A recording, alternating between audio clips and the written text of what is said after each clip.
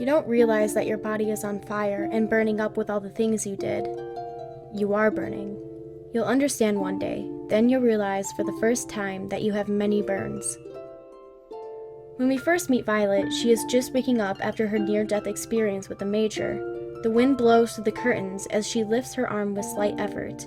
The only noises apparent the small mechanical clicks coming from the hands once used slowly as a weapon. The Major is nowhere in sight and she is weak, physically so at the time, barely able to write a report to the man she believed to be alive. Hodgkins picks her up from the hospital, introduces her to the CH Postal Company, and, at the end of the episode, utters this line to her. And in more ways than one, it's true. She is burning. She just doesn't know it yet. It's difficult, you see, to feel emotion, to even acknowledge your own existence when all you've known throughout your life is war and violence. I want to take the time to mention here that I in no way, shape, or form have experienced what Violet has throughout her time in the anime, but I digress. Everyone she has ever known, save the Major, has treated her as a tool, an object that must follow orders because she is a weapon and knows nothing else. Feelings and emotions have no place on the battlefield, and as soon as she accomplishes whatever she has been ordered to do, she must be abandoned somewhere no one knows. After all, she is a weapon. Nothing more, nothing less. That is, until the Major took her in. Slowly, very slowly, that fact began to change. The Major saw her as a kid with a heart and mind just like his, and although she is terribly skilled in the manner of combat, she is human. A human who has convinced herself that once she has exhausted her value, she is to be disposed of. When relating this back to how the world works, this is not how we treat each other, but it is the only way of life that Violet knows. Even with all of his efforts to keep Violet away from the front lines, the Major is forced to be just like the others, to use her for the skills she has gathered over the years. And we see how this burdens him so. No one of her age should be forced to kill. But that's just it. Because of the fact that he is aware of this, he treats her differently, almost as if she were his daughter. Violet is precious, but the only one who seems to know this is the Major, not even Violet herself. And still yet, she is forced into deadly situations. I mean, it's kinda obvious why people believe she is a weapon in the first place. Quite frankly, she's a monster. With her help, the Major was able to win many battles and shift the direction of the war to their favor, but at an immense cost. Violet, the name given to her by the Major, often symbolizing the future, was permanently stained with the blood of countless men, all of whom had their quote-unquote one days taken away from them. They would never see their loved ones ever again, similar to how Violet will likely never see the Major again, although he's given her so much. At first, Violet doesn't understand Hodgkins when he tells her that she is burning. She used to live entirely for the Major's orders, so anything beyond that concerning herself didn't matter.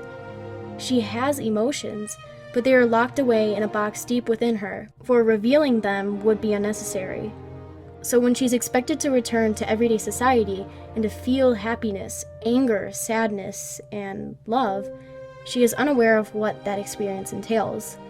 It's an incredibly frustrating thing knowing that you feel an emotion but not quite understanding what it is. But when she becomes an auto-memory stall, she grows into herself. At first it was difficult. She had perfect typing precision, yet lacked the ability to express feelings in a letter. Out of all the girls in her class, Violet was the only one who did not graduate. That is, until she was finally able to convey emotion in the form of a letter to her friend's brother. The writing is short, but gets across Luculio's message. To my brother, I am happy that you're alive. It's amazing how so much can be said in so little words. Luculio's brother was in a dark place once their parents died. Alcohol was his livelihood, and he found himself in many arguments each night. Luculia knew that he blamed himself for their parents' deaths, but she was only happy that he made it back safe and sound. It's situations like these where Violet becomes exposed to the emotions of others, and it's situations like these that'll help her understand her own feelings. Whether it's helping a princess express herself to someone she loves, or writing 50 letters to a girl who will eventually grow up without a mother. When asked why Violet chose to become an auto-memory doll, she says, "At first, I saw it as my duty, but I became exposed to various emotions being with the clients. and now I'm entrusted with thoughts of all the people of the past to preserve them for future generations. I now realize the importance of my job. But as she comes to understand her emotions as time goes by, she begins to question if she is truly deserving of the role Auto Memories doll. She comes to realize that she is, in fact, burning with all of the lives she took, all of the futures she has erased, and all of the loved ones she has devastated. Violet is burning, and just like how her arms emit no warmth, there is nothing that can be done to change the situation. With everything Violet has destroyed, she can't help but question whether she has the right to live. I have not experienced close to what Violet has encountered throughout the anime, but I can relate back to some of the struggles she faced. For the first half of my life, I've been hurt by many people closest to me. I've come to have issues trusting anyone, and once life became more difficult, I completely shut myself off, almost as if there was a switch between the middle of my two shoulder blades. Hiding your emotions from yourself, making it so that you don't feel anything, is in a way easier than if it were the opposite way around. I was able to survive through anything that was thrown at me, but that's just it. I was surviving. I was getting through each day, yes, but I was never myself. It's just how I lived all my life. I only recently ventured out of the shell I created for myself, and I still don't understand how I feel half the time. I've been called cold-hearted, but that's not how it truly is for me. I feel so much, I always have. It's just a survival tactic to tuck those emotions away, somewhere I can't find them. It's extremely difficult to bring them back to the surface again, too, and sometimes I wish I could bring myself to cry. When this happens, I know I feel sad, but something inside me forces it away so that I don't have to feel it in its raw intensity.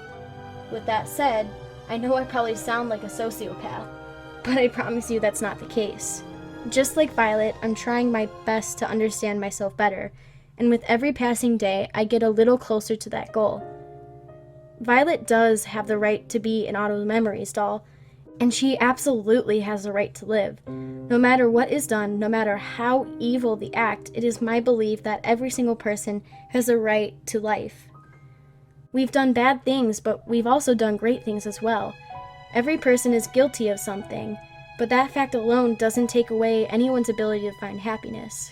I love Violet Evergarden for many reasons. For Violet's journey on figuring out what I love you means, for the self-acceptance she learns at the end, and for the many stories we see from strangers all over the world. It may seem slow to some people, but Violet Evergarden has some of the most impactful life lessons I've ever seen. By the end of the anime, Violet has become her own person, capable of her own thoughts and feelings. The anime ends with a smile on her face, and her hands close to her chest, thankful for everything the Major has given her. She is no one's tool anymore.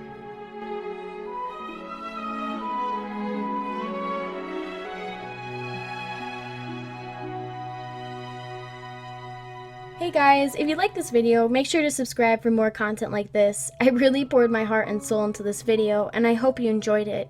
It was truly a pleasure to make, and lots of tears were involved for sure.